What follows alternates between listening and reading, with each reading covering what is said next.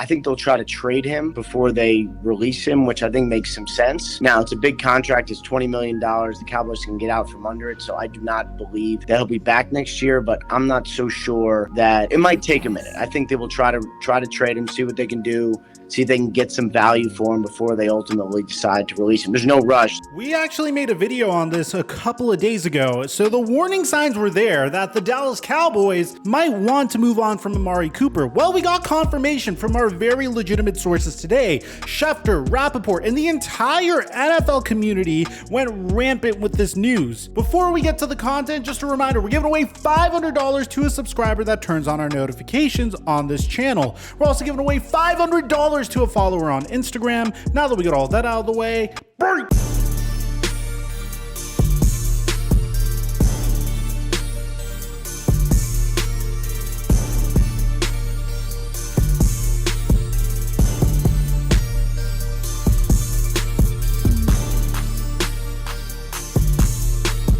Mic check 1 2 1 2. What's going on, everybody? If you guys were paying attention from the finale of the Dallas Cowboys season all the way up until now, you'd see the warning signs coming along. Jerry Jones said right when the Cowboys got eliminated that he was disappointed with Amari Cooper's production. And that was like the very first time that I was thinking that, hey, there may be an issue here. As time went on, more recently, Stephen Jones came out and said on March 1st that it's too early for him to commit to Amari Cooper. But if you paid attention to the salary cap, and I'm not saying that I'm a capologist or anything, you'd see that the warning signs were there. The Dallas Cowboys are over the salary cap by $13 million. Amari Cooper is set to make $22 million, and if they were to cut Amari Cooper, you would count $6 million against the cap and dead money. Therefore, they could solve their salary cap issues by cutting Amari Cooper or trading Amari Cooper.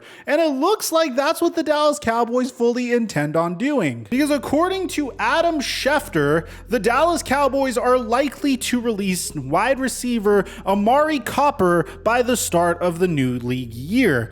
Per league sources, Cooper is due $20 million in fully guaranteed money on the 5th day of the new league year. There's multiple thoughts I have on this situation. One is it drives me absolutely crazy that the Dallas Cowboys decided to overpay Ezekiel Elliott just so they could be put in a position where they can't retain one of the best route runners in the entire NFL. In my personal opinion, I think Amari Cooper is a top 5 route runner in the NFL. He's one of the best wide receivers and is remarkable at getting open. He's tremendous in open space as well. And I felt like the combination of him, Ezekiel Elliott, and Michael Gallup was very fun to watch when we were at full strength. And that's why I was so disappointed when the Dallas Cowboys weren't able to make the most out of that trio this past year. Ian Rappaport sings a completely different tune on this. He says that the Cowboys could potentially look for a trade for Amari Cooper. And on the Pat McAfee show, they suggested the idea of, hey, could the Cowboys be saying this just so they could coax someone into trying to trade for Amari Cooper, very similarly to what the New England Patriots did with Stephon Gilmore earlier.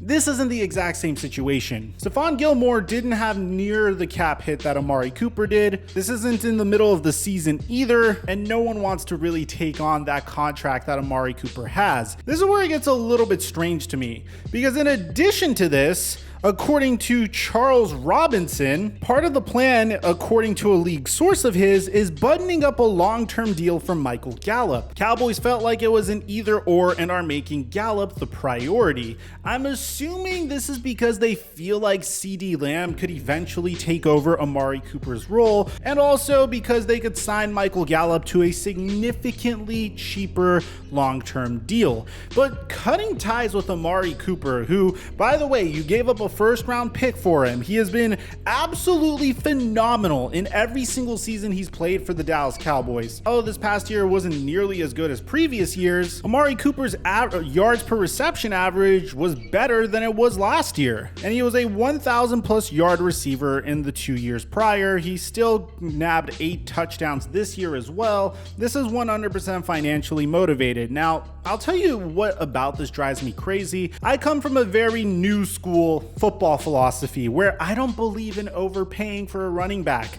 I don't believe in drafting a running back in the top 10 in the NFL draft. I love Ezekiel Elliott. I love his personality. I love the swagger he brings to the Dallas Cowboys.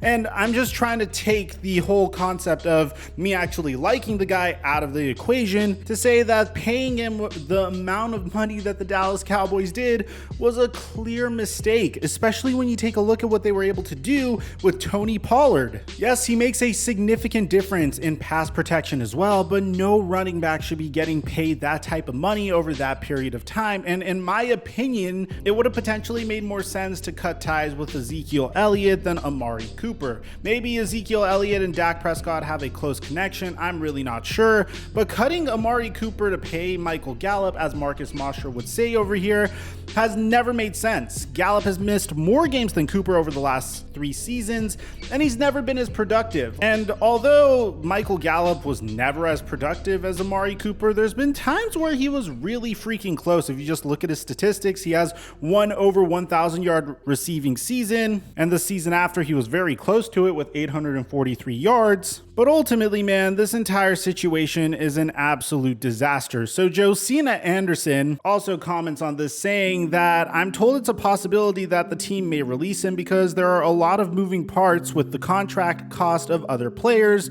like DeMarcus Lawrence, Dak Prescott, and Michael Gallup, but they've not committed to a move one way or the other yet. And finally, Jordan Schultz's take on the matter is he just spoke with a high-ranking NFL scout saying that even with the money they'll save, I don't get releasing Amari Cooper.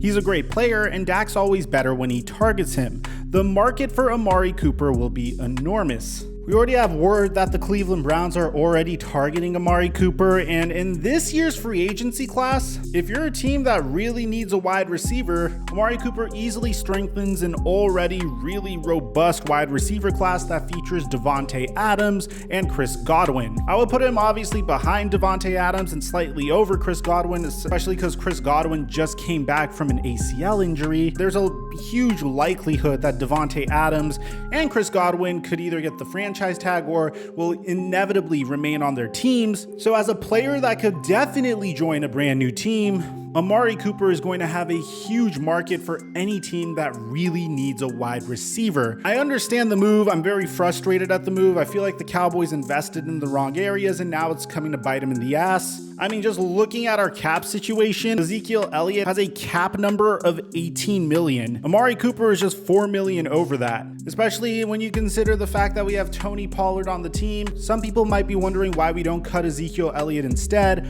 Well, that's because if we cut Amari Cooper, the dead money in that situation would be 6 million, whereas the dead money with Ezekiel Elliott will be 30 million. So the Dallas Cowboys are absolutely stuck. They also have $9 million in dead money because of Jalen Smith, Keanu Neal, and Bradley Anae. So for lack of a better way of saying it, the Cowboys don't have any other option than to take this route. He's quite literally the only player they could cut to get themselves into the green in regards to their salary cap situation. So this move is definitively happening. Let me know in the comment section down below what you guys think about all this. I personally am not a big fan of this move whatsoever. It's a situation that the Dallas Cowboys dug themselves into a really bad hole, and this is the only way they could get out of it. Aside from that, I'm your boy Mike. I'm dropping our mic until our next upload.